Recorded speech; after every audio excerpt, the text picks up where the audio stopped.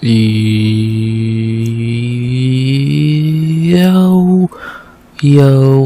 RX back with another recap of UFC Vegas 104, Dolidze versus Vettori 2. We back with another recap of a card that was decent. Yeah, it was decent. Nothing amazing about it, but better than expected still. So I'm not upset about that for an Apex card. To be decent, I'm happy with it. I'm not saying it was perfect or great. There was definitely some bad moments on it, but I think there was more good than bad. So I don't know. It was decent. I think that's the best word I could think to describe it. And yeah, like, there's a few really nice knockouts. A few fights were decent, but then there was some really bad judging. Some boring fights. So a good mix of good and bad. So what can you do? So yeah, that's about the long and short of that. It was a perfectly decent card, which is, I can't think of a better way to describe it, so I'm not going to try. So yeah, outside of that, I don't really got much to say before you get into the recap. So I'll take a decent card. This card looked dreadful on paper. It looked like it was gonna be the worst card of the year so far, and it was it the best Apex card so far? I would have to go back and compare, but yeah, it was decent. So can't really think of much else to say before we get into the recap. So I guess the only thing left to say before I do is please like, comment, and subscribe. 100 subs goal by the end of 2025.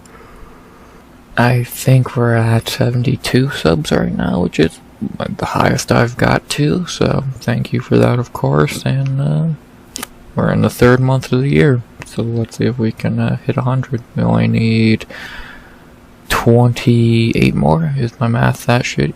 38 more, my bad. Yeah, it's an Apex card, it made me dumber. So 38 more, can we do it? I fucking doubt it, but we'll see. Either way, thank you for watching, if you subbed or not, and let's recap some fights. You ready? I am. St. Patrick's Day weekend, we had an Apex card. Let's talk about it. 13 fights. Some are going to get talked about more than others, because some were shittier than others. But we start off really well. I'd say the best portion of the card, as we begin in the women's flyweight division with a fight I got brutally wrong, as we began the night with a beautiful finish between Carli, Judice versus Yuneisy, Duben. Oh yeah, the betting odds were right. I talked all week about Duben being this giant underdog and that being wrong, but no, it was right. It was very much right. Long story short, because it's hard to have a long story when your fight was 1 minute and 40 seconds. Fight started, not a lot happened. Judice was doing better at range, and eventually she just said, fuck you, I'm throwing a head kick, and knocked Duben out. Wow. Fucking wow. So where do I begin? Judice has power, apparently. The first kick she's ever thrown in the UFC, it seems. Duben is dog shit. And that's an insane way to begin a fucking card, so triple whammy there. Wow. Very fucking nice. The knockout really resembled Bruna Brazil on Contender Series when she fought Marnik Man. Very similar in ways of how that knockout worked. Duben didn't go out cold like Man did, but she definitely did not enjoy it. I still say it was a little bit debatable of a stoppage, but it looked like it was over either way, so yeah. I was wrong. I don't know what else to really say about a 100-second fight. Great way to start the card. 10 out of 10 way to start the card. I had to kick KO. Yeah. W. Love it. So, I was wrong. Another fraud got checked, which is a running theme on this card, trust me. And, yeah. Not really much else to say. I was wrong. Great way to start the card. Great knockout, more importantly. So not very much else I can say. So I won't really ramble on more about the fight. So let's get to the fighters real quick. For Judice, great win. Does this change my opinion on her being good or not? No. I still don't think she's good. I still think she's gonna lose to anyone with talent. But good thing she fought Duben, who's ass. So she would have beat Joanna Miller also. So. But we'll see. Maybe she's magically gained talent. But at 4-2, 26 years old, she's a fun fighter. But I really don't think she's that good. But prove me wrong, you did hear, even though Duben is awful, now you gotta do it again, against someone better. So, I'll be waiting. So, good, I'm not taking anything away from her performance. Beautiful head kick, great finish, performance of the night, well deserved. One of the highlights of the card, probably in the thumbnail of this recap. But I'm not going to put a lot of water into the Duben buckets when it comes to great wins. So, you know, what can you really do? So, nice win, but versus a can. So, kind of evens itself out after a while. And then to talk about said can, Duben, yeah, she's awful. Yeah, she's not gonna be long for the UFC. She can't get on the inside. She can't land that overhand. She can't win a fight. Long story short. So, the only thing I could say, maybe she should go down to straw weight, but I think she might kill herself to make that weight, so more than likely she'll stay at flyweight even. So, yeah, she's terrible. It's that simple. So, we thought we had a fun, heavy-hitting prospect on our hands, but instead we had a fraud. Damn. Only thing I can think left to say now is, who should I fight next? For Judice, she'll get a pretty good fight after this, because Duben was very hyped up, and this was a nice finish, so she'll get a nice fight. But who? Blada? That's not bad. Ivana, maybe.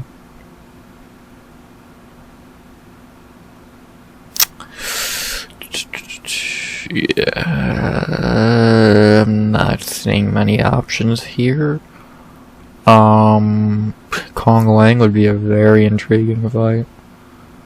I don't think she's got to this level of competition yet. Your Aldridge, Montana's dog shit, but Aldridge, Hardy, Mora, Kong Wang.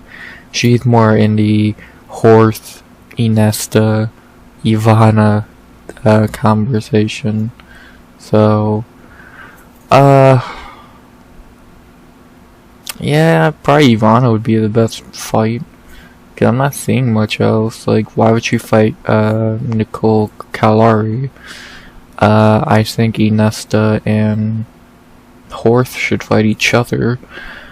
Blada, even I think that's a pretty big step up. So probably Ivana would make the most sense, because I'm not seeing much else that would make any sense, so yeah, probably Ivana Petrovic would take that spot, so do it. Ivana and Carli Judice. That's a fine Apex prelim. I think Judice wins that fight. Ivana is terrible. And yeah. So probably gonna say Carli Judice versus Ivana Petrovic. Makes the most sense. Not saying much else. Do it. And then for Duben, I don't care. Do you really think I care who a fraud fights? And I'm gonna say that a few times on this card, so be ready. I don't give a fight idea to a fraud who lost. So yeah. Not very much I'll say. Great win for Judice. Well deserved bonus. Beautiful head kick, etc. etc. Yes, versus a terrible fighter like Duben, but what can you come to expect?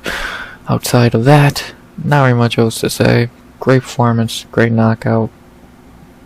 One of the highlights of the card, and what a way to start it. And who should Judice fight next?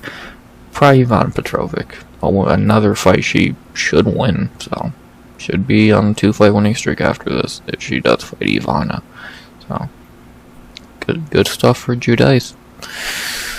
After that, speaking of brutal knockouts, and this was, I say, the highlight of the card, as in our second fight of the night in the women's bantamweight division, we had a fucking beautiful finish, even better than the Judice one. This was again probably the highlight of the card. This is going to be in the thumbnail video for sure, as we had in our second fight of the night in the women's bantamweight division, Priscila Cachoeira versus Josie Nunes. Yeah, Cachoeira killed a bitch.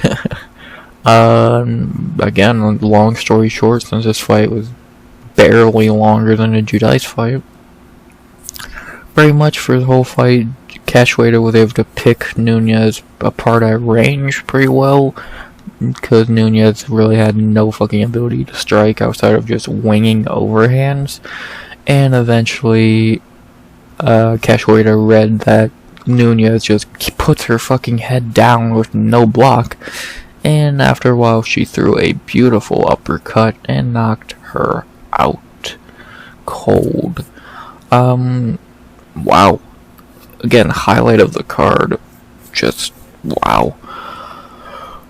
Yeah, a good striker like Cachoeira is going to read Nunes has no fucking ability to strike and beat her pretty easily, and that's what she did. So I'll take another L here. I thought Nunes would be able to be the better fighter, especially against a aging, battle damaged Cachoeira, but I was wrong. Cachoeira came in here and did her thing. Good, well, I don't know, fuck Cachoeira, but good finish at least. Yeah, not very much to say. Nunes looked like a fucking amateur out there striking. Every shot she threw that fucking overhand, which leaves her chin exposed like a motherfucker. And eventually Cachoeira read that shit and just put her out. So she's lucky with an uppercut, not a knee. She could got her fucking head caved in. But she got lucky, and it was just an uppercut from hell that put her out cold. So yeah, not a lot to that fight besides a great knockout. Definitely not knockout of the year category, but definitely top 10 in KO of the year, most likely. So we'll see where this KO ranks. 58th is bullshit. But we'll see where this KO ranks at the end of the year. Is very fucking nice, and it's a good one for Cachoeira. So pretty much all I can say about that. Now to talk about the fighters. For the zombie girl, she is back and looked good at bantamweight, but how much of it was she looked good and not who she was fighting is not good. We're gonna find out. Knowing the UFC, she'll probably be ranked on Tuesday because bantamweight is such a shallow fucking division. You don't even need to have your debut to be ranked. So, and Cachoeira just got a nice knockout win. Oh, you're definitely ranked. So, more than likely she'll be. You think I'm joking? More than likely she'll be ranked by the end of the week. But we'll see. You never know. If so, either way. Bantamweight has a new prospect, quotation marks, since she is very old and we know how good she isn't. So, we'll see what Cachoeira can do down there, or up there, I guess would be a better term, at women's bantamweight, and never know. She might get ranked. I think she gets fucking squashed by a few people in the top 15, but you never know. We're gonna find out. To talk about Josie Nunes. Yeah, it's probably the last UFC fight. It's hard to make a case for giving her another UFC fight. You can't use the exciting fucking reasoning to give her another fight, because let's be honest, when was the last time she had an exciting fight? Her debut? Outside that, Pascal, boring. Ziem, Zara, boring. Chandler, boring. Cavalcanti, boring.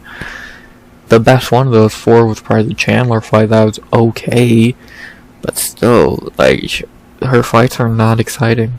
And now she's on a 3-fight losing streak. It's probably time to cut her. I know, like, just talk about women's bantamweight being shallow, but if you lose 3 in a row, it's time to go. And you lost to Chelsea Chandler and Priscila Cachoeira. That's some not phenomenal L's. Cavalcanti is very good, but the other 3 are, or the other 2 are not, and then your 3 wins are 3 tomato cans. Yeah, I say it's time to go. So, more than likely, Josie Nunes gets cut. I think it's the time to cut her, and PFL probably has a new woman's bantamweight, because it seems like they fucking need it. So, yeah, or Invicta got a new fighter. We're gonna find out. So, I say time to cut Josie Nunes. The memes were fun. Her prime after the Bia Malecki fight was fun, but yeah, she's terrible. So, there will only ever be one Nunes at women's bantamweight, and it ain't you. She actually training with Cachoeira, funny enough. So, yeah. But not really much else to say there either, so now the last part, of course, is a fight idea, which I usually don't give for Cachoeira, but I gotta give her a little bit of respect after a beautiful knockout, so let's see who the fuck she could fight, in a division that has about 20 fighters. None of these people are even in the UFC. So we're gonna scroll for a minute. No. Rendon, Diyar, no. Gatto would be interesting, but I don't think that's gonna happen, no. I heard someone say Melissa Mullins. That's not a bad idea. That's probably the best idea, because everyone, like, obviously she's not gonna get a fight in this category, I doubt. So probably Melissa Mullins would be the best fight. I do like that fight. That or Gatto, who even knows where Gatto's gonna be fighting next. Besides that, like Rendon or Zalesnikova, why though? And after that, you're reaching for fucking Irina Alkasheva, who's suspended still. So, yeah, probably Melissa Mullins would make the most sense. I'm not seeing many other great options outside of that for Cachoeira. You really can't make a case for her getting a top 15 fight, because either they're all booked anyway, and I don't think she's earned that spot to begin with. So, probably fight Melissa Mullins. If Cachoeira wins that fight, then you can start talking about a top 15 ranking, but right now, you can't. So, fight probably who's the fighter closest to the top 15, Melissa Mullins. So, that's what I would do. So, we'll see if the UFC books that fight. I think it makes the most sense. So, do it. It's pretty goddamn simple. And then, as I said, for Nunes, it's time to cut her 3 in a row. It's not even against the highest level of competition. Time to go. See ya, Josie. Aside of that, not really much else to say. I got another fight wrong. Damn it. And great one for Cachoeira. Looked great. Performance of the night, highlight of the night, etc., etc. And who should she fight next after all of that? I would say Melissa Mullins make the most English, fuck. Melissa Mullins makes the most sense. A lot of M's in that sentence. I think that'd be a good fight, and I'm not sure how that one would go. I feel like that's probably a pick'em. It'd be good. Yeah, I'd be down to see that fight next time they go to London for a pay-per-view, maybe. So that'd be a good fight. So let's do it. Cachoeira, Mullins, book it. And outside of that, not really much else to say. Great win, great knockout, highlight of the card, and what a way to start a card with 2 knockouts back to back in round 1. So yeah, keep talking shit about women's MMA, because then they're gonna do shit like this. So keep talking shit, you fucking morons. Yes, the Lemos Aspen Lucindo fight was dog shit last week. That's a fucking... male fighters have boring fights too. I'll show you one on this card. They are still fighters, and they still can give you highlights. So they were the highlights of this card. So maybe watch your mouth next time. Dummies. Fucking stupid ass people, man. Fucking the WMA hates the dumbest fucking shit in our community, so.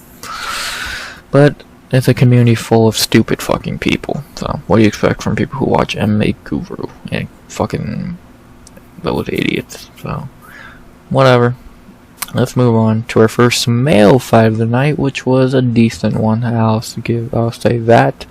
And then our third fight of the night in the men's flyweight division, we had a one-sided beatdown between André Lima versus Daniel Barez.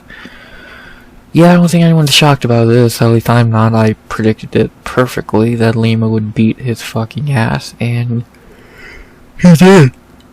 He definitely did. Long story short, for 10 minutes he beat the shit out of Barez on the feet, even on the ground a little bit.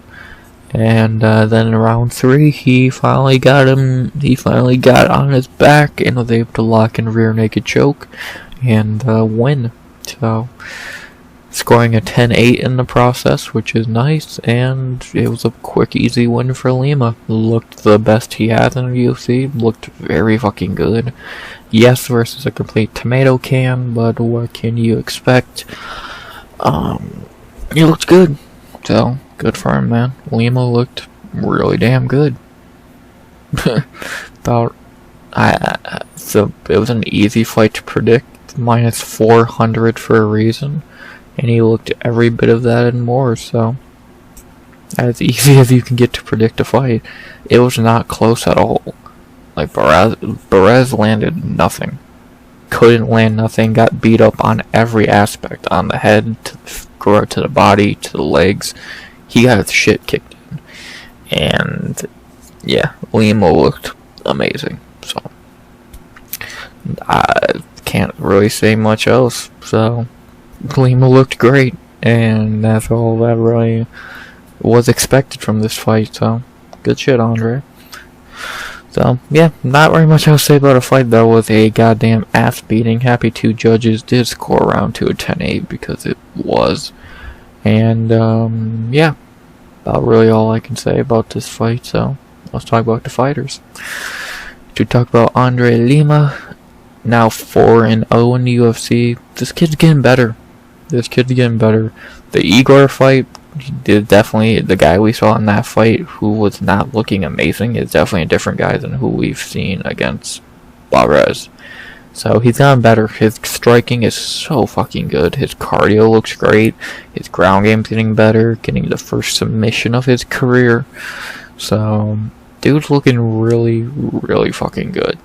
And yeah, his wins have been against very low-level competition, but he's looking really damn good against that low-level competition, which apparently, for some reason, is a hard task for these prospects nowadays.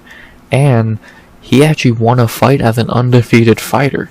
You know he's good. In 2025, that's not allowed. So, you know he's fucking good, man. But no, Lima is actually really damn good, and he, at this point, at 4 in a row, he has earned himself a fight either in the top 15 or against someone close to the top 15. So that's gonna be interesting. I think he can be top 15 level. Do I think he can go do I think he can go title far? No. I don't think he can be top 5, but he has the skills to be top 10. Like, he's very good. So, he's gonna be a real problem in that division with all the tools that he does have. Like, I don't know what his weakness is. Defensive grappling, but even then, he looked great here doing that, so we'll see, man. Lima's looked really damn good in the UFC so far. 4-0. This was his best performance since, yeah, in his first 3 fights he did look a little mid. But he still has looked good, and now he's having a performance like he did here. Flyweight has another problem to worry about if they didn't have enough.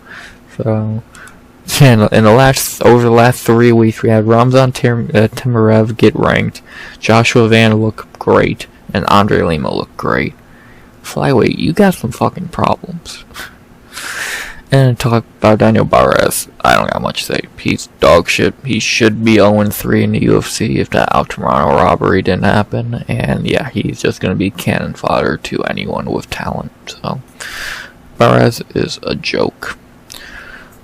Only thing left to say now is who should they fight next? For Andre Lima, again, either top 15 fight or someone close to a top 15 fight would make the most sense. Charles Johnson would be a good fight. I love Energy, but that might be the fight. Because outside that, who would Lima fight? Like, Temerov should fight Bruno. Joshua Van should get a high top 15 fight. No one else in top 15 is gonna fight out of the top 15. Durden's probably gonna fight Tim Elliott. It's one of these two, I would have to imagine. Like who else? Estevan, that would make a lot of sense. That is not far from the top 15. Carpenter just got frauded. Ray Cerulia just lost. Alessandro Costa. I like the kid, but he probably needs to get another win since he is 2-2 in UFC. Lima's 4-0. Like, you know, there's kind of levels to this. And yeah, he hasn't been the most active compared to Lima, who's very active. So yeah, I'd probably say Lima and Charles Johnson would make the most sense. And then, like I said, Costa can fight someone else. So, a quick booking of flyweight. Ramazan versus Bruno, Van versus someone higher up in the top 15, Durden versus Elliott, and Lima versus Energy. And then Costa could fight any of these guys to get a fucking quick win and then get a top 15 shot. Like, Costa could fight fucking, I don't fucking know. Who could he fight, actually?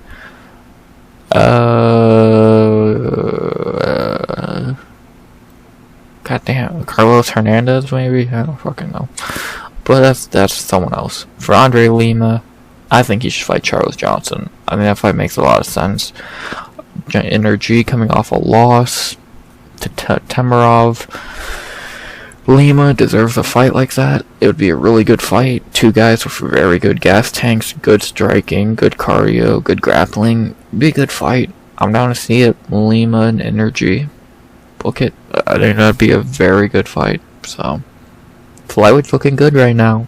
Flyweight's looking real good, and then you remember this fucking tomato can is still holding the belt, even though Usyk beat him, but whatever.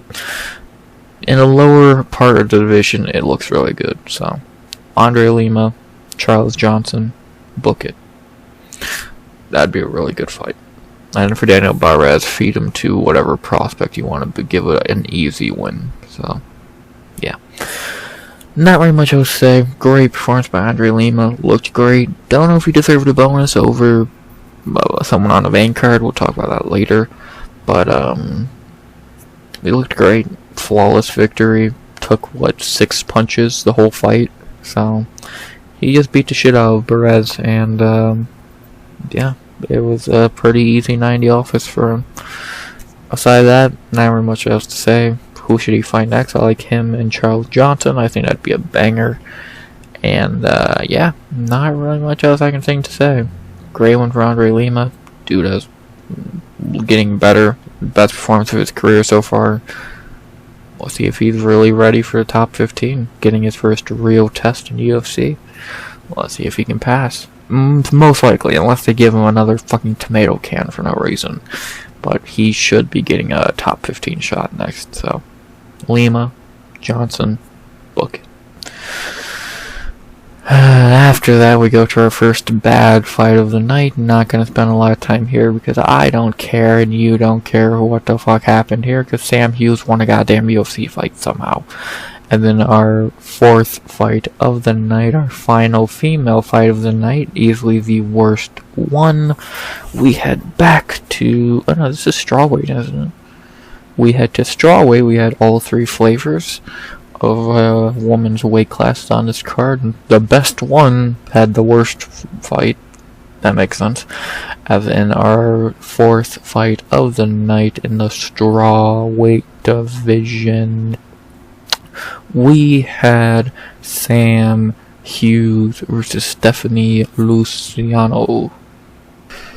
Or if I'm a fucking idiot like Bisbing, Luciano, which is not how you say it in the fucking slightest. So, yeah. Not gonna waste a lot of time here. It was a close, but I think a clear fight. I think was it a split? It was a split. I think a few people cried robbery, but yeah, I picked Luciano, and it was not a robbery. I think the judges got it right. I wish Verdict could get it goddamn right, but you know, that would take it not sucking fucking dick. Verdict, you're a fucking joke. Thank you.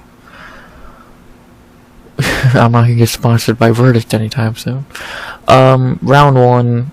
It was the deciding round of the fight, but it did go to Sam Hughes in my opinion. I think she did the better work, and I think she took that round with her takedowns.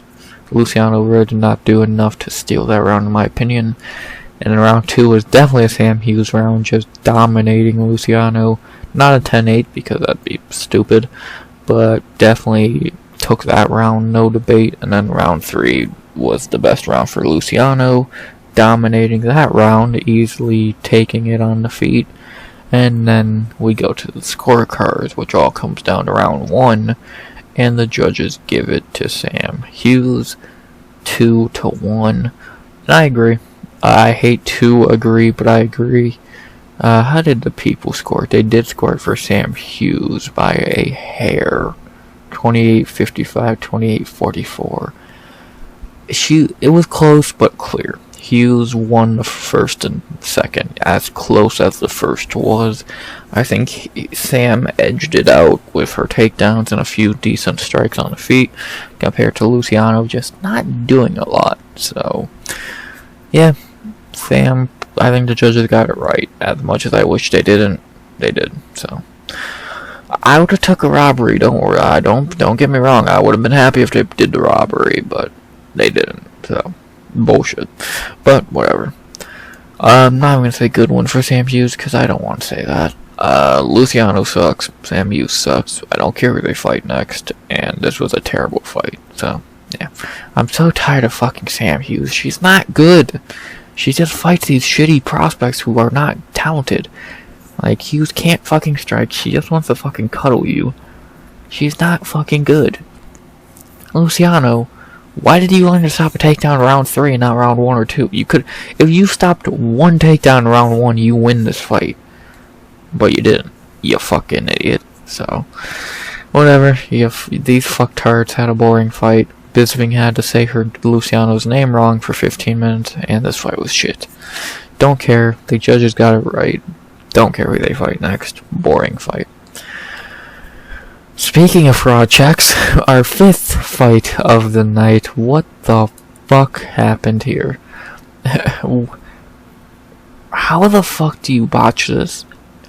As in our 5th fight of the night in the bantamweight division, we had a upset of upsets. I can't even fucking believe this happened. As in our 5th fight of the night, we had Carlos Vera versus Josias Musasa. What the fuck? How do you choke this? He's 37 years old. How, dude, you fucking moron. Come on. These frauds are getting out of control. So, again, a cool first round finish. So I gotta say, long story short, because it was a short fight. So Vera was actually beating him on the feet early, landing a beautiful spinning wheel kick that didn't even affect Josias, and then eventually, about what, that 3-minute mark, Carlos threw a kind of a wacky ass head kick that dropped Josias pretty badly. And then Carlos jumped on his back and subbed him with fucking ease, because, you know, dude trains with Ryan Hall.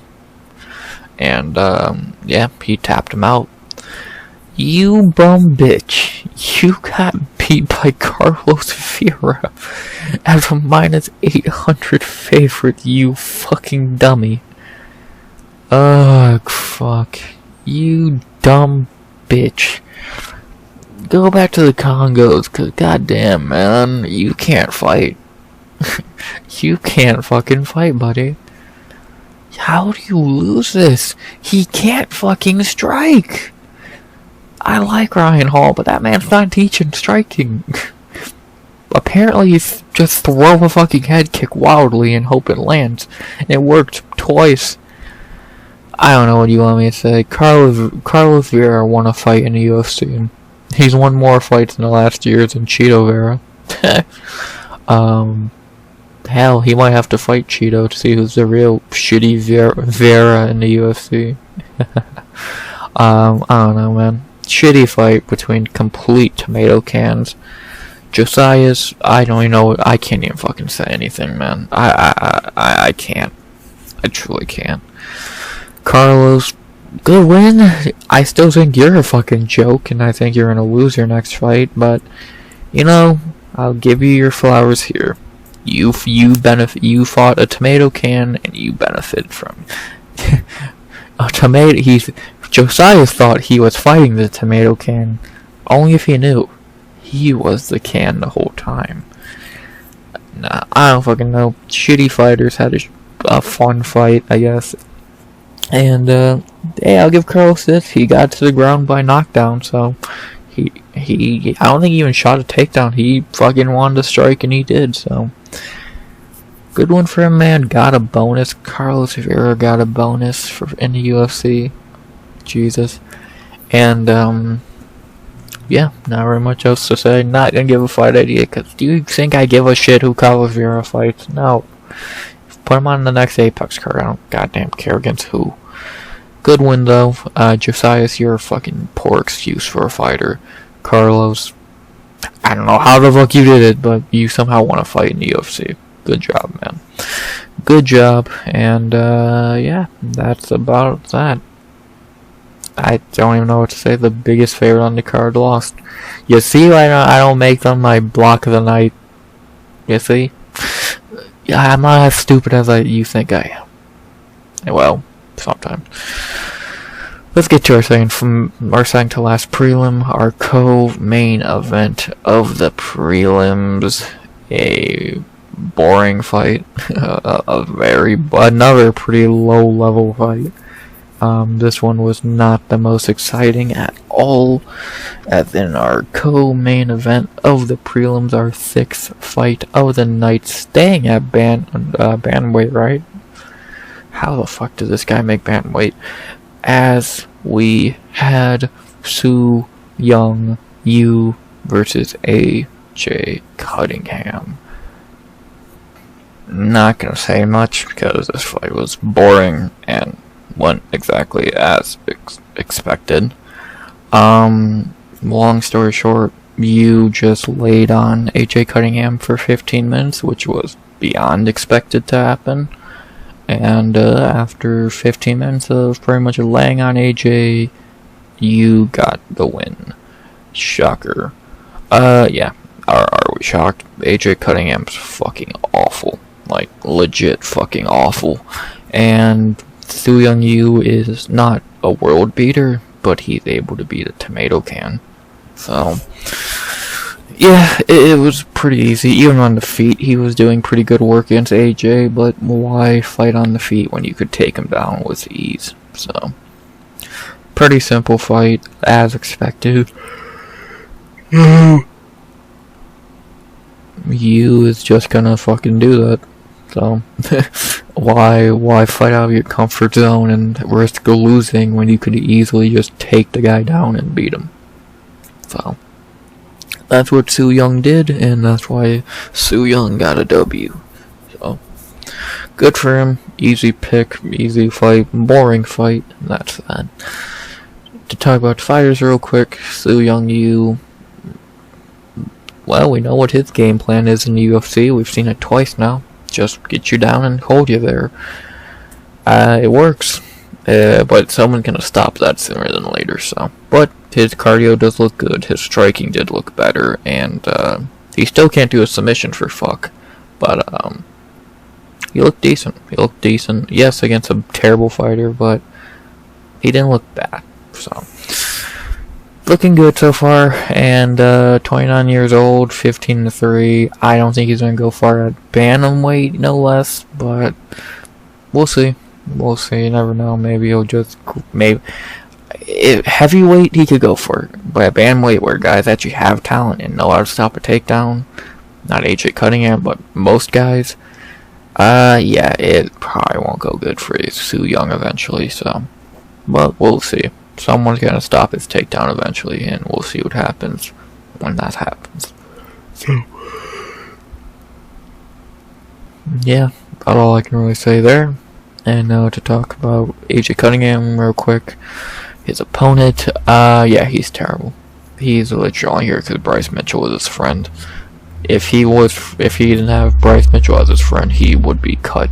But I think they'll give him one more fight, because they like Bryce and they are fucking high on him. Bryce is popular right now for all the wrong reasons. So, most likely AJ will get one more fight because of that. And, he'll probably lose. So, yeah, he is terrible. He's shitty on the feet, even worse on the ground.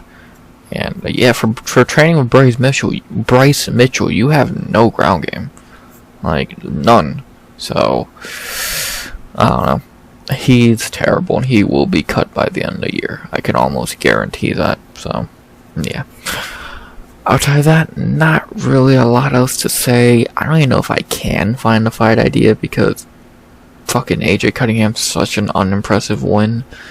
But I'll try. Maybe something will pop up as an intriguing fight, but I have my strong doubts about that.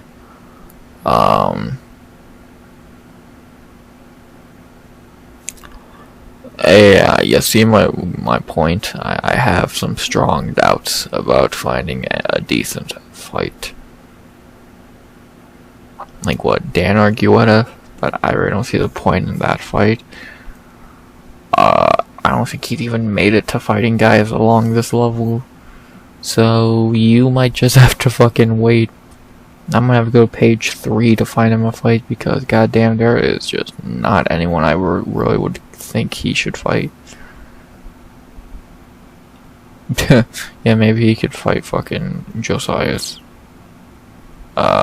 yeah, I'm not gonna find him a fight idea, because there's just fucking, what, Colby Thickness? That fucking bum.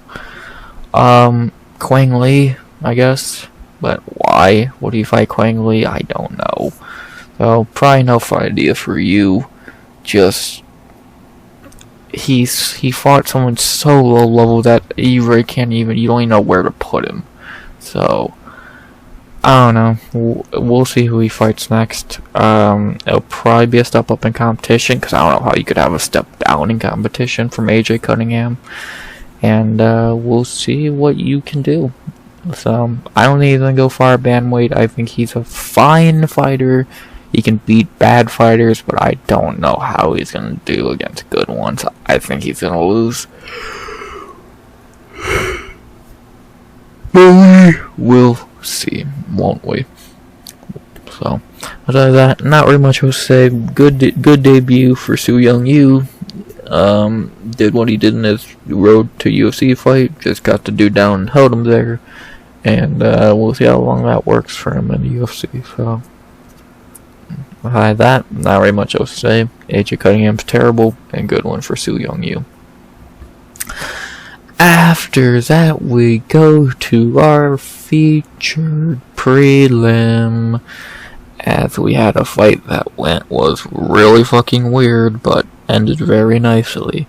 As in our featured prelim in the heavyweight division, we ended the prelims with Waldo Cortes-Acosta versus Ryan Spann.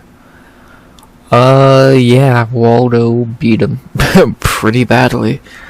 Round one, Waldo landed some really nice shots to take the round. Ryan Spann's main offense was crying to the referee about everything.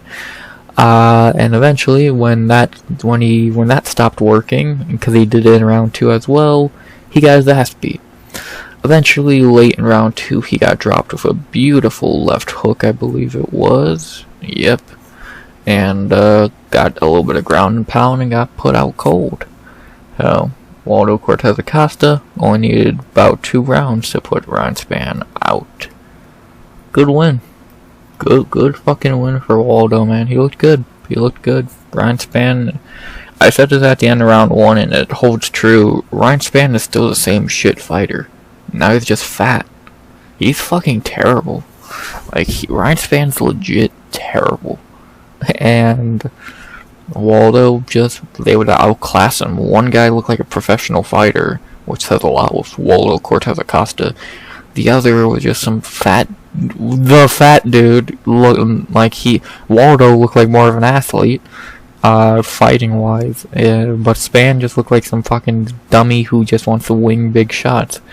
Like, he landed a few good ones, but Waldo has a good chin, so. Or Spann has overrated power, I don't know which one it is. It's both. So, and yeah, Waldo kind of just dominated him. he fucking beat him, man. And so, yeah, Ryan Spann still sucks. Even at heavyweight, he is still fucking terrible. And now he's in a weird spot, and Waldo's climbing the rankings. So, not sure this is what the UFC wanted, because I don't think they like Waldo, but he got a finish. And he's not a knockout artist. Don't start that shit again, UFC. I know you. He's not a knockout artist. He has 2 knockouts and 6 wins. So, against Lucas Bresky and Ryan Spann. He couldn't knock out André Arlovsky, who's 50. Oh, come on, man. Come on. But a good fight nonetheless. They did have some fun exchanges. I'm shocked no one went out sooner with the punches they were throwing. And, good one for Waldo, man. He looked good. He looked very good. Spann is still shit, just fatter. And, yeah. Not very much else to say. Next, let's talk about the fighters real quick. Not really much more to say about Waldo. He looked good. 4 in a row now. Gonna start climbing the top 15. I can almost guarantee you he'll have a Apex main event in his next fight. The sad part, I wish I was joking. He probably will. If we're being honest, he probably fucking will. I'd be shocked if he didn't, because you know the UFC loves that shit. So, more than likely he will get an Apex main event. So that'll be fucking dreadful to watch. But you know, whatever. He looked good here. He looked good on this 4-5 winning streak. He showed some grappling chops here, some striking here and here. He's looking good. So he seems like he's taunting less and fighting more. So good for him. He's looking good. 33 years old. Fucking through 4 in a row now. Let's see how far Waldo can go. Do I think he beats guys like Jayaltan or Volkov? No, but I think he can get to the top 10. He could beat fucking Tai Tuivasa for whatever reason he's still ranked, or in the UFC, or fucking Sergey Spivak. So we'll see. Let's see how far the Salsa Man can go, and yeah. And then for Ryan Spann, as I said, he's still the same shit fighter. And now he's 500. Oh no, I thought that was an 8-6 in the UFC. He's fucking terrible. He truly is. And yeah, he has no heart. If he doesn't knock you out, he can't win a fight. So he'll probably go beat up some random fat dude in his next fight, and that'll be that. So he should stay at heavyweight because it's probably better for him. But he's still shit either way. So, but don't be shocked if you hear him fighting who's awful in the division. Everyone. Don't be shocked if you hear him fighting Lucas Bresky or fucking who's another guy who's just there to get knocked the fuck out. Justin Tafa in this next fight. You know, he might lose that Tafa fight. Austin Lane, there you go. Yeah, that's the fight for Ryan Spann. Austin Lane, that's it. Who wins? I don't know. Who accidentally wins a fight? We'll fucking see. So I think that's a good. So we'll see. Spann's terrible, but he'll go knock out some tomato cannons in the next fight because that's all he's good at. Because he can't fight.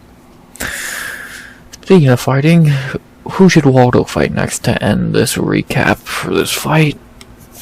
I don't even know why I'm going here. He's in the top 15 and he does deserve a fight up the rankings now, but who? Shamil is fighting Spivak, Tybor is fighting McParkin next week, so that leaves Derek Lewis and Tai Tuivasa pretty much. I'd probably say Tai Tuivasa for whatever fucking reason he is still in the UFC. I don't know. It might be a while till we get that fight because Tuivasa is extra fat at the moment. I don't know who else Waldo would fight, so probably Tai Tuivasa makes the most sense in my opinion. So let's do it. Waldo, Tuivasa. Book it. Fuck it. Why not? It makes the most sense. No one else makes sense against Tuivasa. So do it. Fuck it. Why not? Not very much else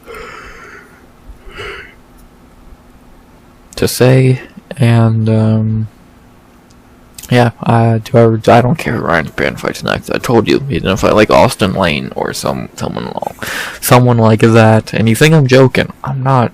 I'm probably right. That's the sad part. So yeah, long story short, Waldo Cortes-Acosta versus Tai Tuivasa. Ryan Spann versus Austin Lane probably, and yeah, not very much else to say about this fight. It was fine. It was nothing bad about it. Ryan Spann getting knocked out, it's always enjoyable. And yeah, Salsa Boy is looking good in the UFC now, 4 in a row. Let's see if he can climb the rankings some more. And Ryan Spann's a fat bitch, so keep bitching to the referee while you're getting knocked out, dummy. So, yeah, not very much else to say. Good one for Waldo. And, he cut Ryan Spann's heavyweight story short pretty quickly, so good job, Waldo. Good win. And, let's see you knock out Tai Tuivasa. Outside of that, not very much more to say about the prelims. They were decent. I would say 5 good fights, 2 bad ones. Su Young Yu and Sam Hughes were both terrible. Judice, Cachoeira, Lima, Vera, and Waldo were pretty good. pretty good. So I think they were fine. Prelims, five good, 2 bad. I'll take it. I think that's a pretty good split. So I'll take it, man. Can't complain about that. Main cards though. Ooh boy, this is gonna be rough. Let's talk about it. 6 more fights to talk about on the main card. Less than an hour in, we're making good time. So let's not waste any more of that time, and let's get into the main card. And we began with my lock of the night, who looked every bit of that lock of the night, as in our first fight of the main card.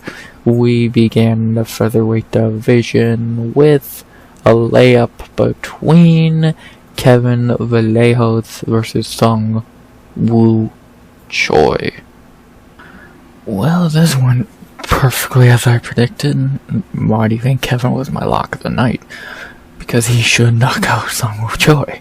And guess what he did? He knocked out Seung Choi. Yeah, another story that's going to be very short because it was another quick fight. Long story short, I did some striking. No one really landed anything big until Kevin landed a giant right hand that spun Choi around and knocked him down. And then after that, he jumped on him, ground and pound. It was over. Kevin Vallejos knockout. Yeah, pretty predictable. Seung Choi is just a big punching bag with no chin, and Kevin Vallejos hits very hard and it's very good. Now, when you put those two things together, you get what happened here. Yeah, again, Kevin was my lock of the night for a reason. First of all, and to bounce off that for a second, I'm above 500 on locks again. I think I'm 5-4 now. I know it's an awful record, but I don't give a fuck. But back to the point.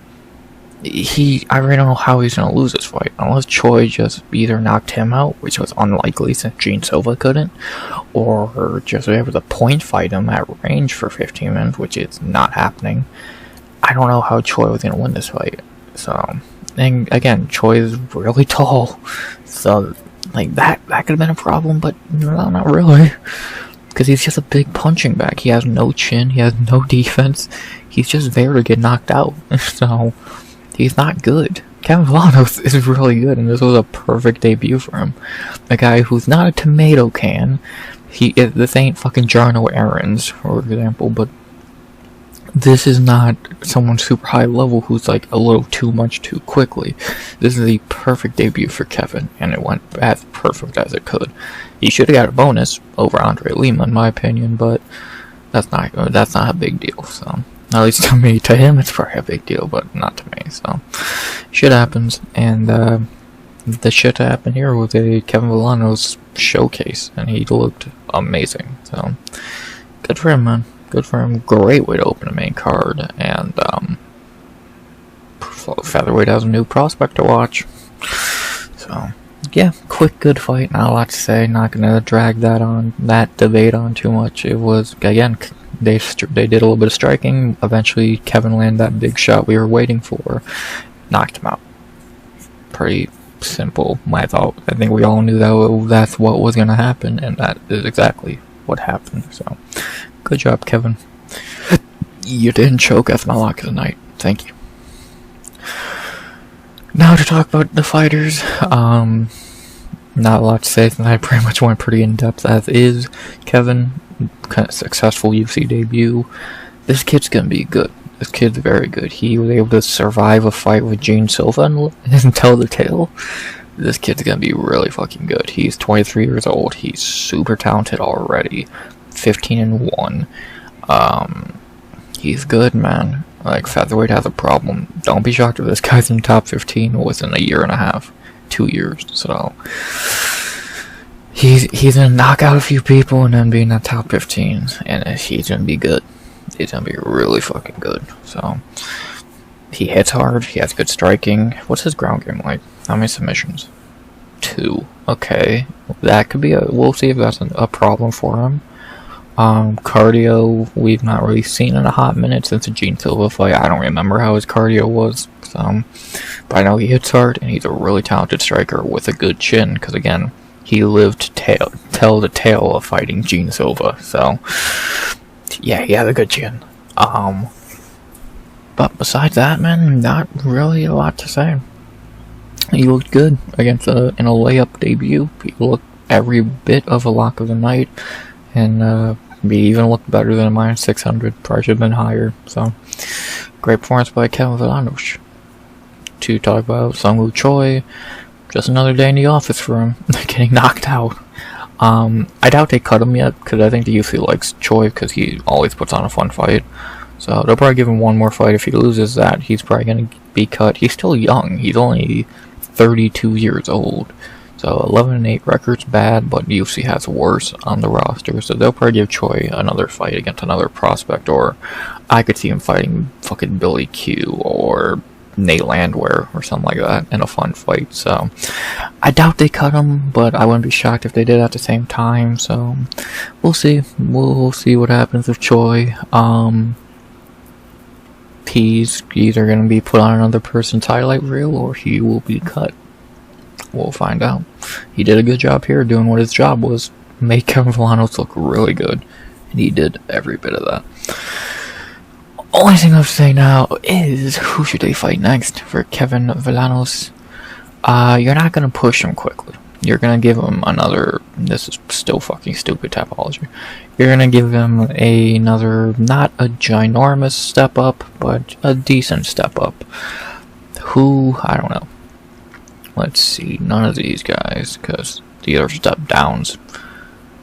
Blake Builder got cut, Luke Alexander's dog shit, Lisa, Jekka, no.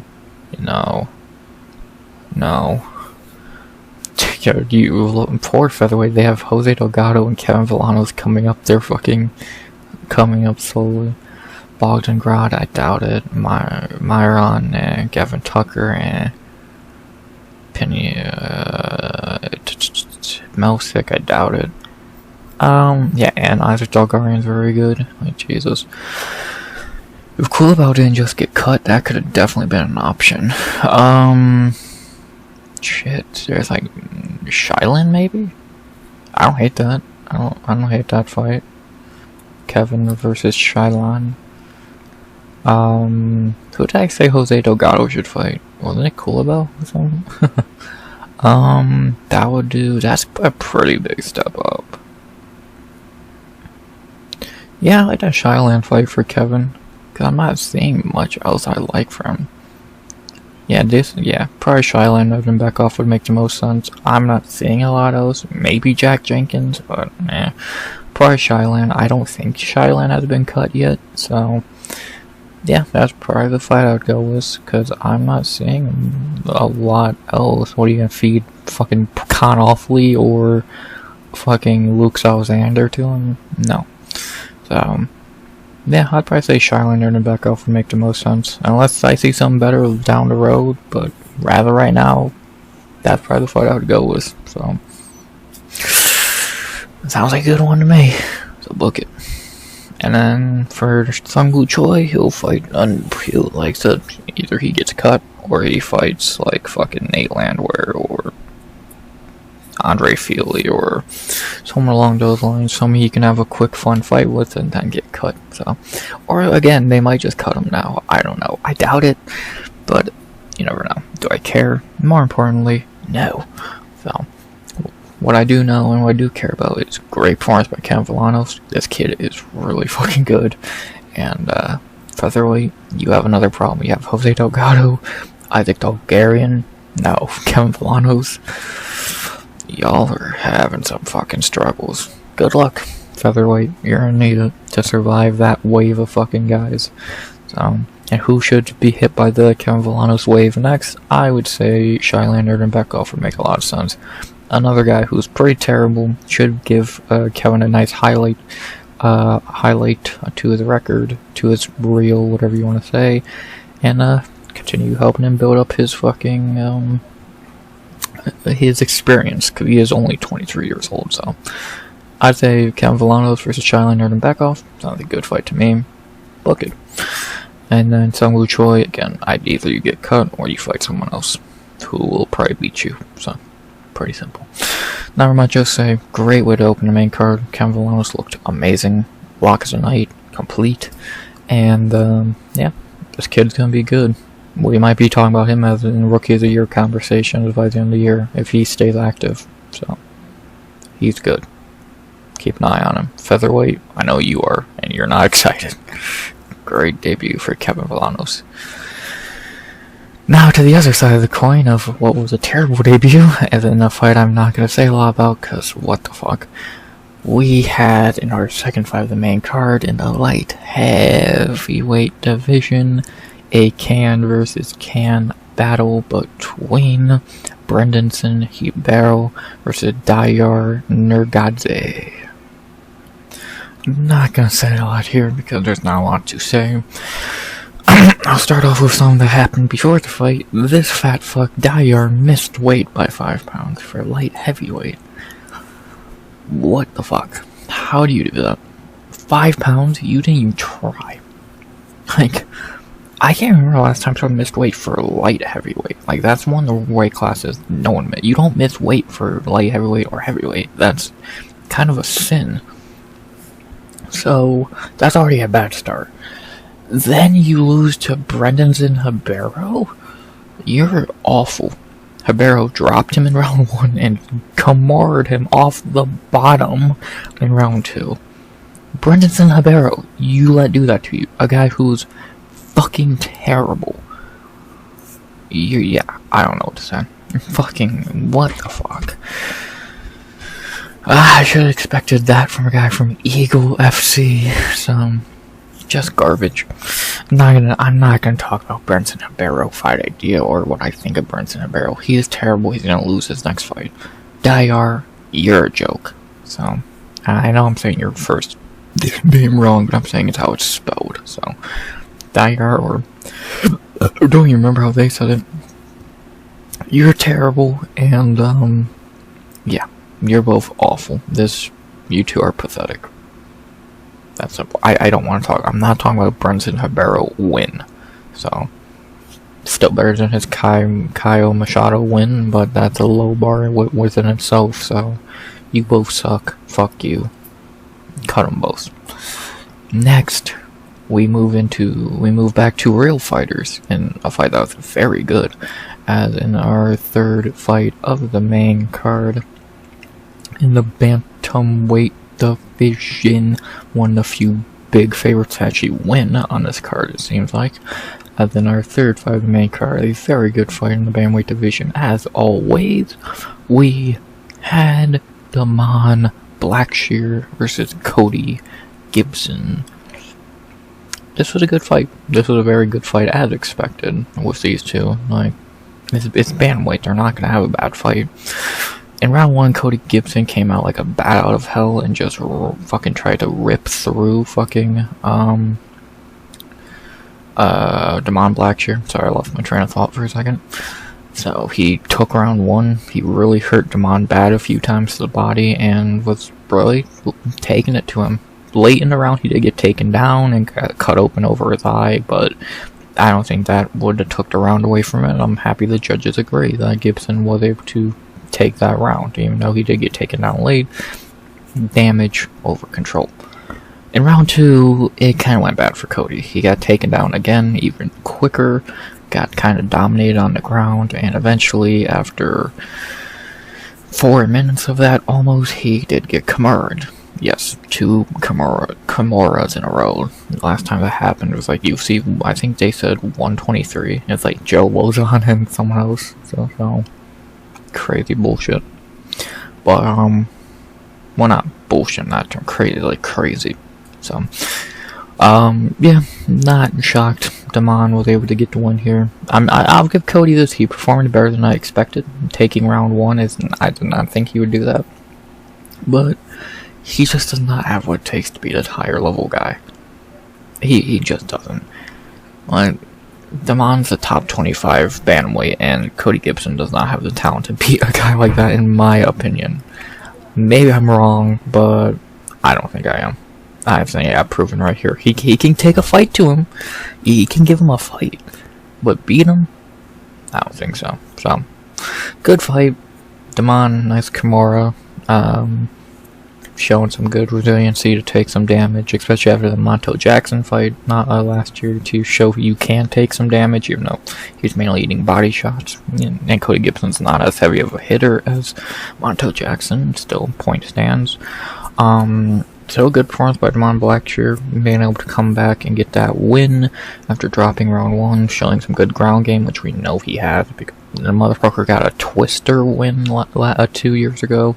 So he's a top 25 bantamweight. He's very good. Cody Gibson performed better than I expected, really taking it to Devon, but still falling. Sorry, that was probably loud. Falling short of the W, and good fight all around.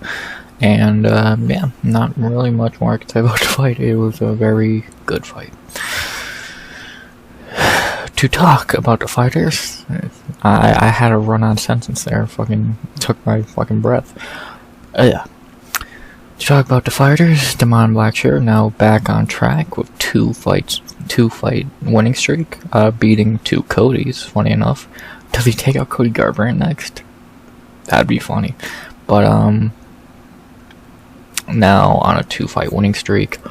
Again, he's good. We know Blackshear is very good. He's a top 25 to 20 dude in the bantamweight division. Not top 15. He hasn't got that far yet, if he will. But he is very good. He's a very good fighter. We know he has decent striking. We know his grapplings are very good. And his only losses are, I talked about this before, Farid, who's very good, Mario Batista, who's top 10 ranked, and Montel Jackson, who's very good. So, yeah, his wins are not against the highest level guys. Cody Gibson is his best win now, so far in the UFC, but I still think Devon's very talented. He's 30 years old, and I think he's gonna stick around that top 25 area of the division for a while. Maybe he will get into top 15. He's getting better. He is still very good, so I could see it. He could really give a fight to guys like Zahavi, Marcus McGee, Jose Aldo. He could really give him. He gave Mario Batista a fight. People think he won that fight. So it's gonna be interesting to see how Devon does. Probably gonna get back on to fighting guys around his level.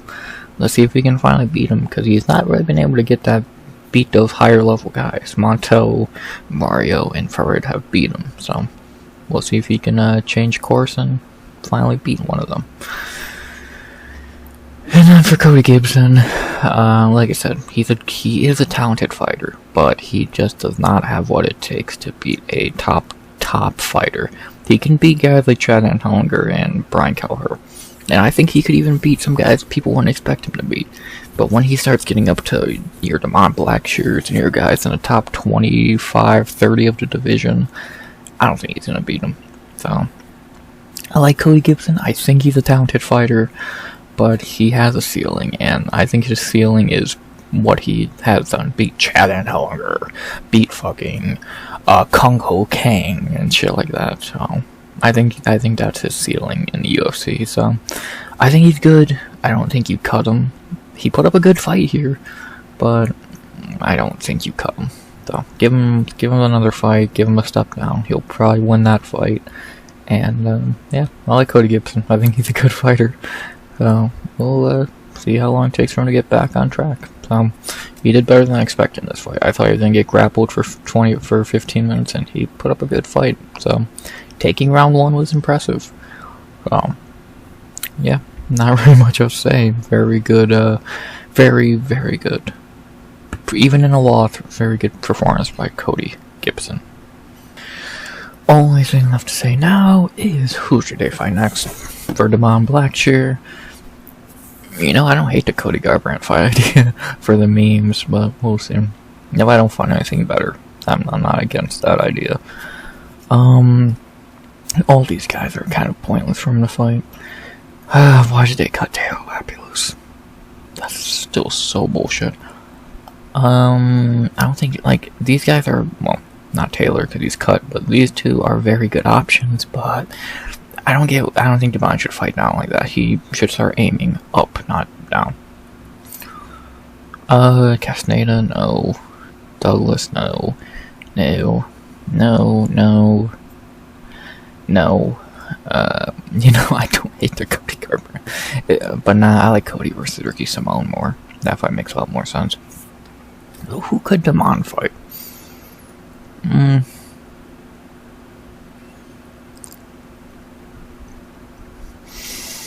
Adrian Yanez? You know, that's not a bad fight. Because outside of that, like, who? Kyler Phillips, I think, is in the top 15 still. Johnson Martinez, I could see him fighting someone else. Ione, I like that fucking fight with, Adrian Yanez. I think that's a good fight. Javid makes no sense. Charles, no. Talbot, no. Gene, no. The only other ones you can make a case for are Muim or Brady Houston. Muim, I forgot who I said he should fight after his last win. I'll go back and look. And Brady Houston, who knows how long he's going to be out for, so... I think I like that Adrian Yanez fight. Now, I'm not really seeing many other fights for Yanez, especially since he's, like, losing a lot lately. Like, who else would Yanez fight? Payne Talbot? And when that fight has lost every bit of hype it had. So, yeah, I think I like the Damon Blackshear and Adrian Yanez. That'd be a really good fight. I'm taking Blackshear in that fight, to be honest. So, yeah, I like that fight. I think it makes a lot of sense. Let's do it. Adrian Yanez, Damon Blackshear. That's a perfect Apex main card fight. Sign me up. Sounds good to me. And for Cody Gibson, like I said, go back to heal up and bounce back. Probably against, like I said, Kung Ho Kang or Ronnie Yaya. Some bullshit like that. So, heal up, bounce back, and see you when we see you, Cody. Aside of that, not really much more to say. Good win for Damon Blackshear. Good performance by Cody Gibson, even in a loss. And who should Damon fight next? I think I like him and Adrian Yanez. I think that's a very good fight. I think that's a very interesting fight. And I'd be down to see that fight. So, let's see it. Damon, Yanez, book it. And good win for Damon Blackshear. Good to see him back, being active, and winning.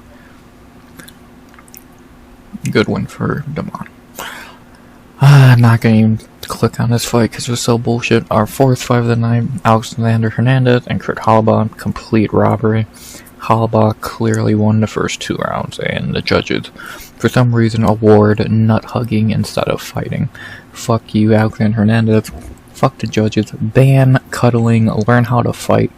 And all I'll say is, if you shoot a takedown, you should be DQ'd and cut from the UFC ASAP because you are failing at both your jobs, fighting and entertaining us. Fuck you. Holobaugh got robbed. After that, we go to our co-main event of the evening in the welterweight division, as we had a kind of silly fight, kind of not a great fight to be honest, as in our co-main event of the evening in the welterweight division. We had Chidi and Jokuwani Elizu Zaleski dos Santos. Yeah, this is what happens when a weight bully fights someone's grandpa. Even though I think in round 1 ZDS took the round. Hey, 2 judges got it right, good job.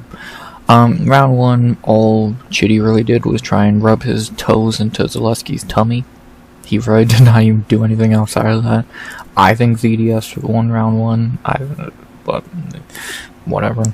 Not like it mattered, because halfway through round 2, Chidi finally started throwing real strikes, and eventually he got him in, I think it was a tie clinch is what you call when you got the head down free, and he just threw a beautiful knee up the middle, and knocked Zaleski out. A little bit of ground and pound, it was over. Chidi is a complete fucking weight bully. Good win. Zaleski is an impressive win, even though he is 50. It is impressive, but you're still a weight bully. You missed weight. And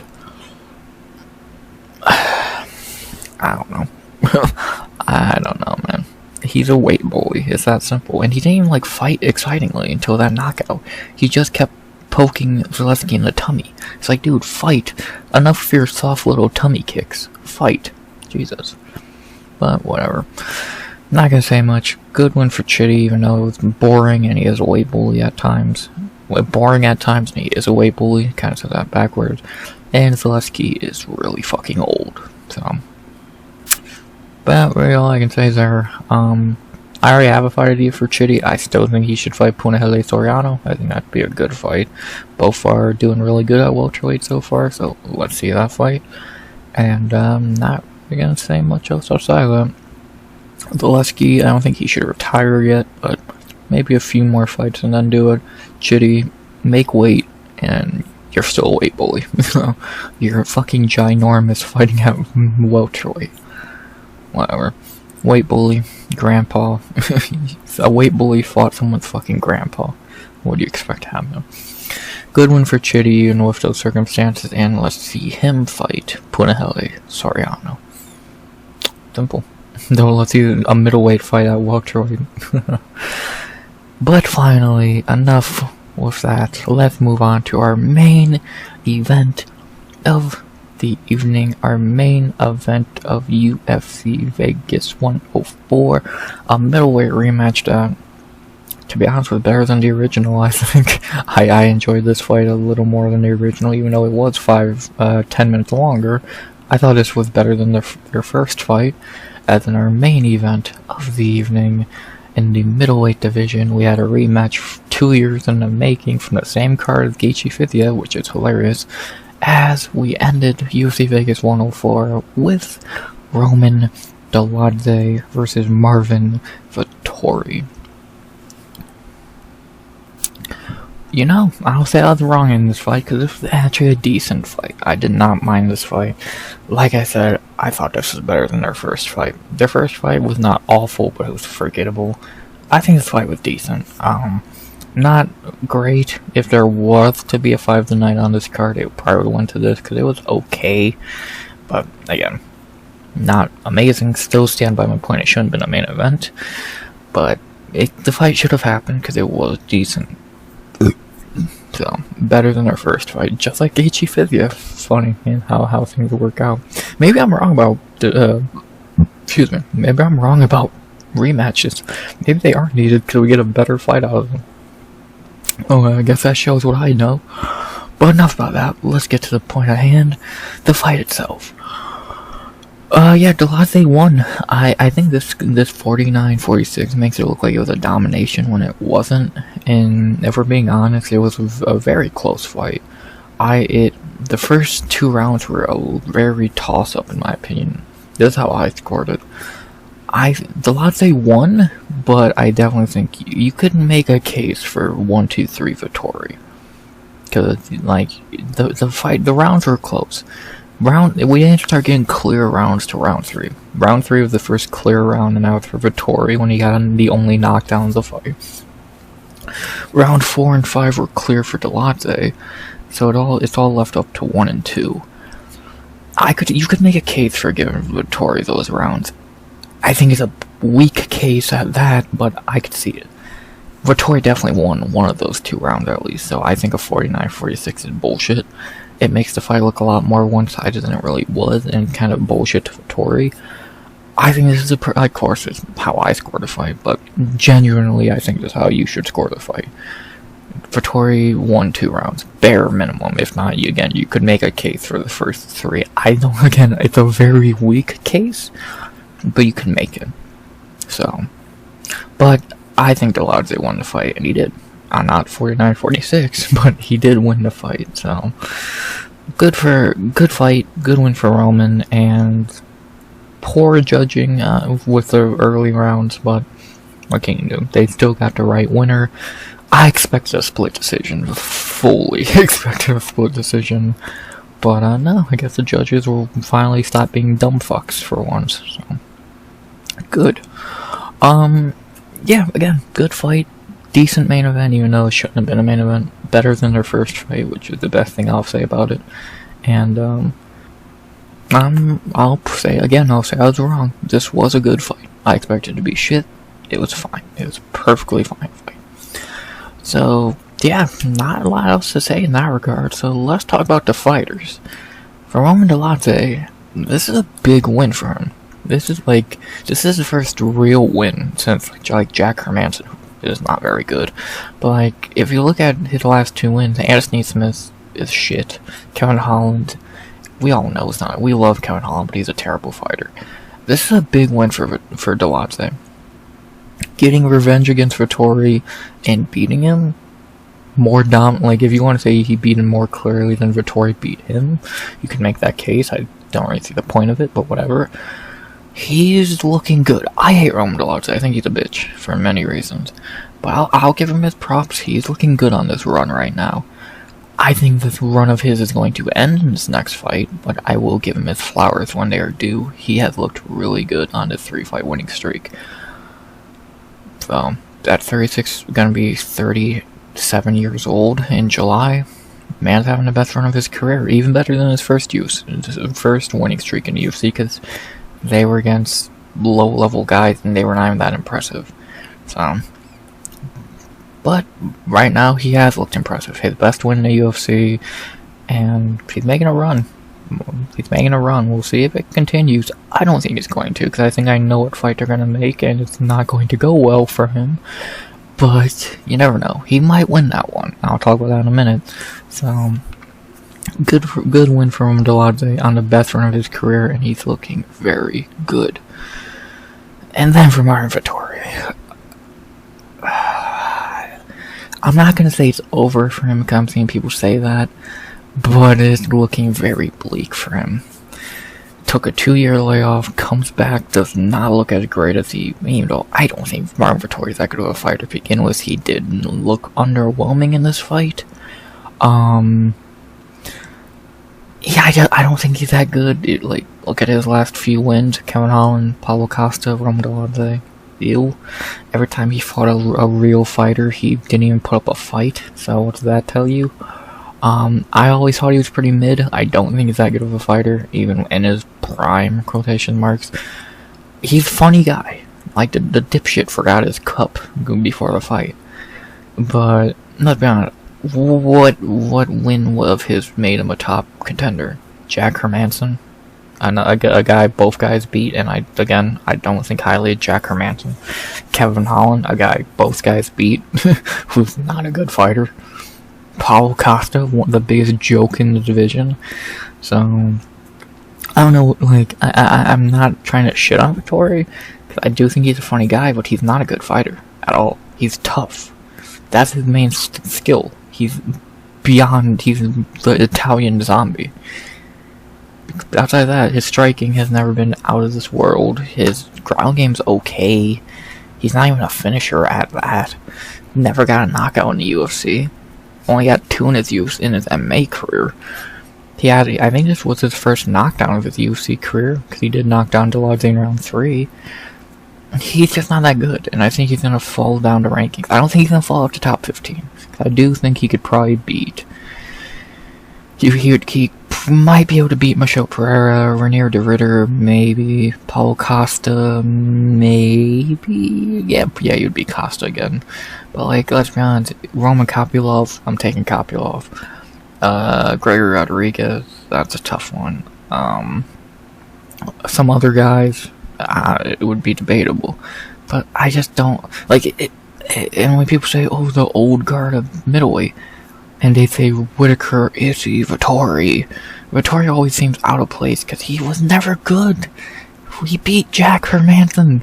Ooh, the only reason he got a title shot against Izzy because they had that close fight fucking 10 years ago, and then Izzy fucking embarrassed him.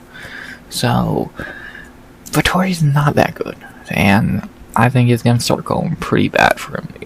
So, I hope they do him, Brendan Allen. I think they need to do that fight already, since they hate each other and they're both kind of in the same spot of they're really starting to slide.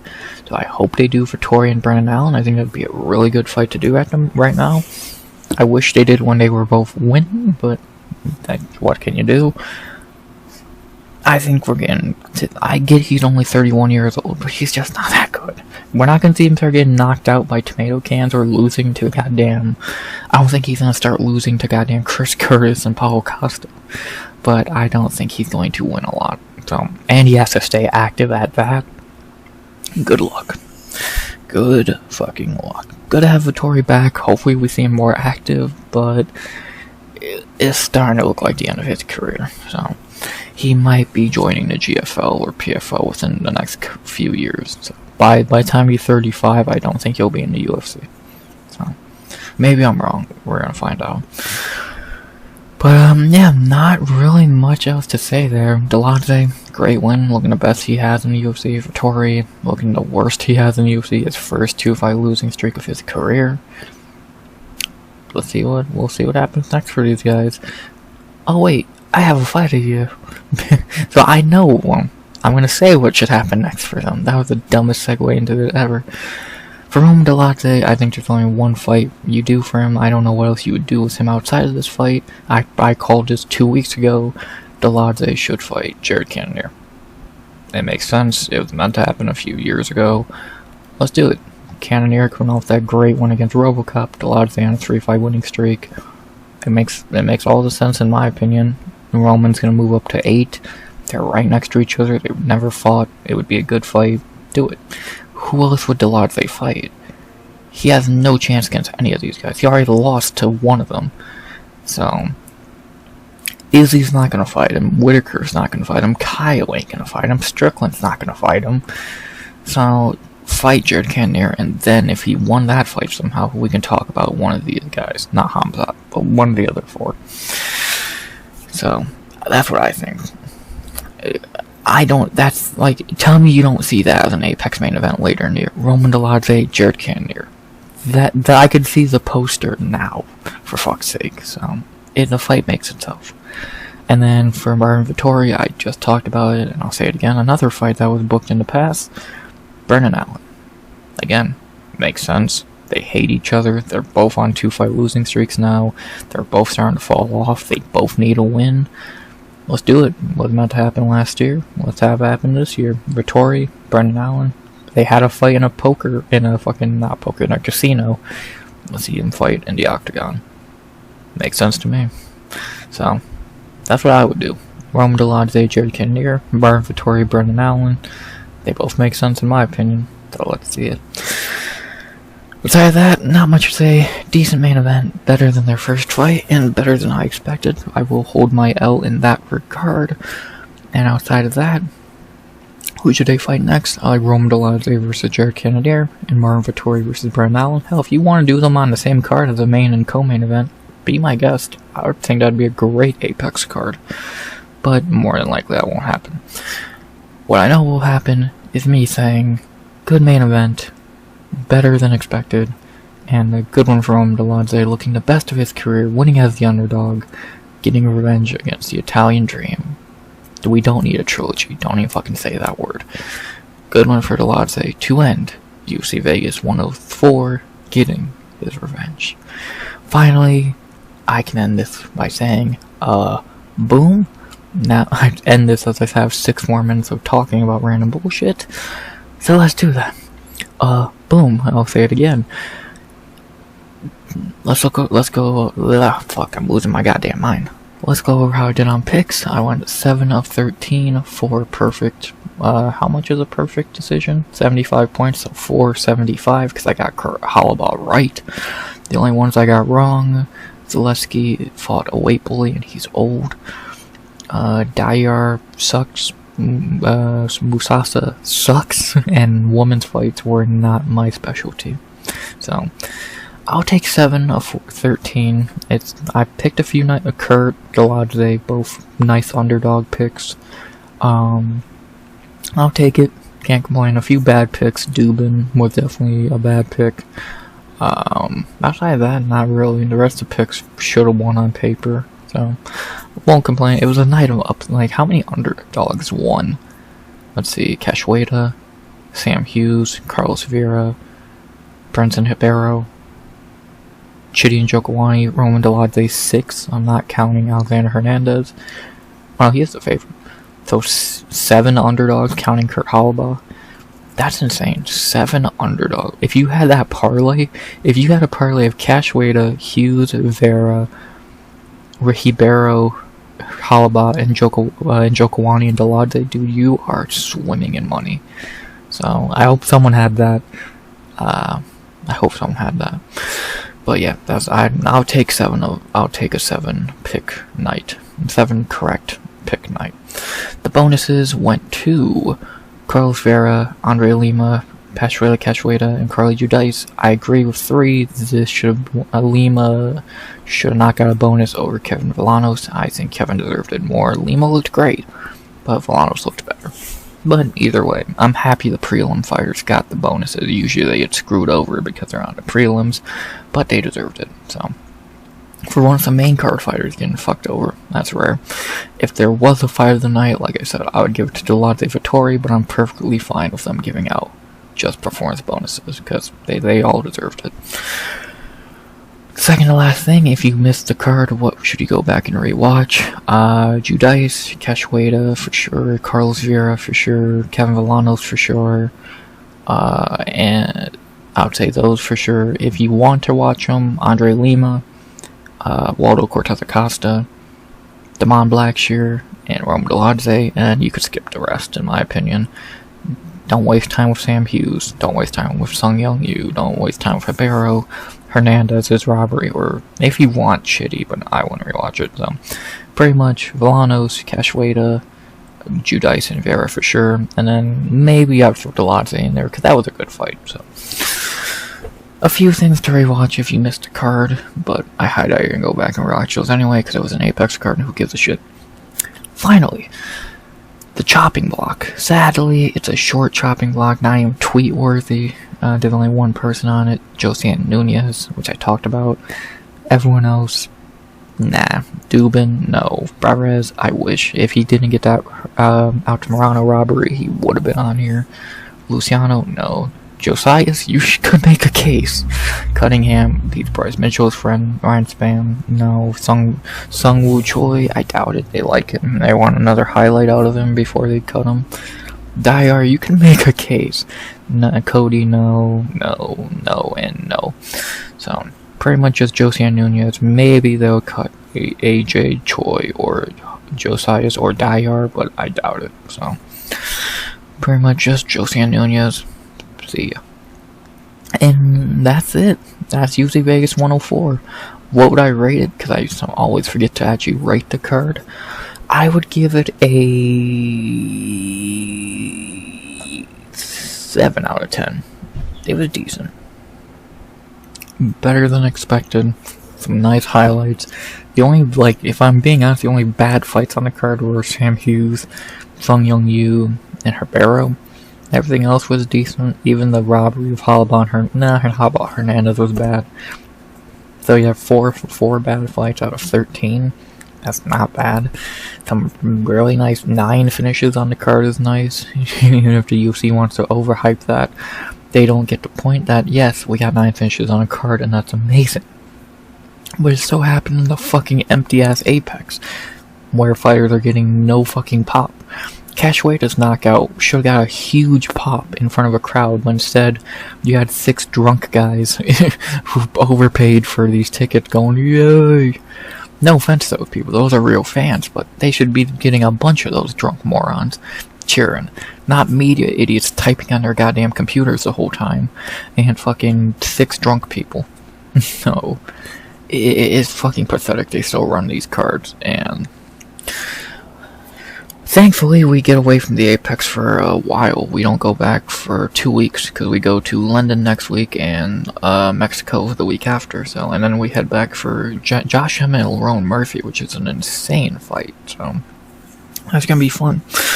But, yeah, not very much more to say about this card. UFC Vegas 104. Decent. 7 out of 10. Better than expected. Good main event. Some good highlights. I'm not upset. Good card. Good card. So, no card of the year, not going to be remembered that much, but it was a good card. But now, like I said, to move on to what we do next week, we head to London for UFC London. Edwards versus Sean Brady. Let's be honest, it's called Jan versus Alberg. That's what we care about. We don't care about Leon Squidward's main event. Fuck him. What I do care about is saying, I hope you enjoyed the video. I don't think I'm forgetting to say anything. I hope you enjoyed the video. Please like, comment, subscribe. 100 subs goal by the end of 2025. And unless I'm forgetting to say something, which I would be shocked if I am, since it's an hour and 40 minutes later. Sorry to get this out a little later, but you know, I think I'm making a trend to kind of record later. So I want to get these videos out at 1 o'clock, or at least sooner on Sunday, but I get tired after these goddamn cards. So we'll see what happens next week with the Leon Edwards card, if I fucking get to recap out early on Sunday, if I record it on Sunday and get it out, because I'm finishing this at 3:30 p.m. So, sorry. I doubt you give a shit, so it's an Apex card, who cares? What I care about is saying, as always, unless I'm gonna say something, which I'm not, as always, RX out. Good vibes only.